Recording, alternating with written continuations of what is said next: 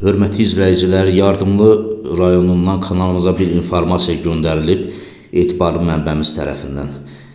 Deməli, yardımlı meşələrini məhv etdirən kimlərdir başlığı ilə həmin informasiyanı diqqətinizə çatdırırıq. Yardımlı rayonundan etibarlı mənbədən gələn informasiyada göstərilir ki, Daşkənd meşəbəyliklərinin meşəbəyisi Haldun Qulamov meşəbəyi olduğu dolayların ağaclarını qırdırıb satdırmaqdan həmin dolayın meşələri artıq keçəlləşib. Haldun Qulamov bildirir ki, onun arxasında meşələrin inkişafı xidmətinin rəis müavini Cabbar Qəribov dayanır. Meşəbəyi bunu arxayınlıqla deyir və heç kimdən qorxmadığını bildirir. 5 saylı dolayda kütləvi soyqırım həyata keçirilib deyə mənbəmiz bildirir.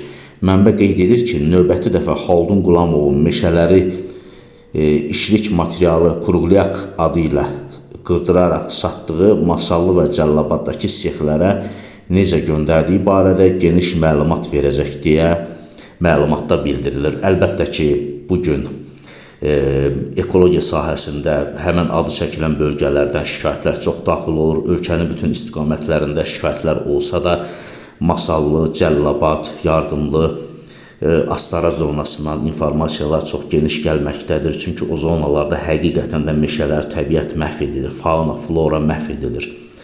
Yəqin ki, onlar bu hərəkətə imza atmaqda kimlərəsə güvənirlər, belə sözün həqqi mənasını onlar kimlərsə himayə edir. Hər halda bu məsələlər tərəfimizdən araşdırılacaq və əlimizdə əlavə videolar da var. O videoları da dəqiqləşdirdikdən sonra sizlərin diqqətinə çatdıracağıq.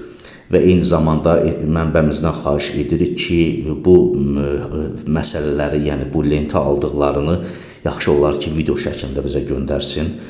Geniş şəkildə, daha geniş şəkildə göndərsin, əlavə informasiyalar əldə etsin, göndərsin və biz onları ictimailəşdirək.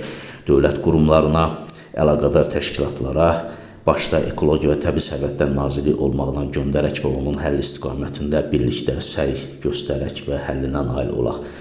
Bu kimi addım atan şəxslər mütləq şəkildə cəzalandırılmalıdır və inanırıq ki, dövlətimizin qanunları bunlarla, bu şəxslərlə sərt şəkildə davranacaq, ölkə qanunları öz sözünü deyəcək. Yayımı bəyənin, paylaşın, kanalımıza abunə olun, bizi izləyin, ardı var və bu istiqamətdə növbəti materialları yaxın günlərdə sizlərə dəqiqləşdirmə apardıqdan sonra təqdim edəcəyik.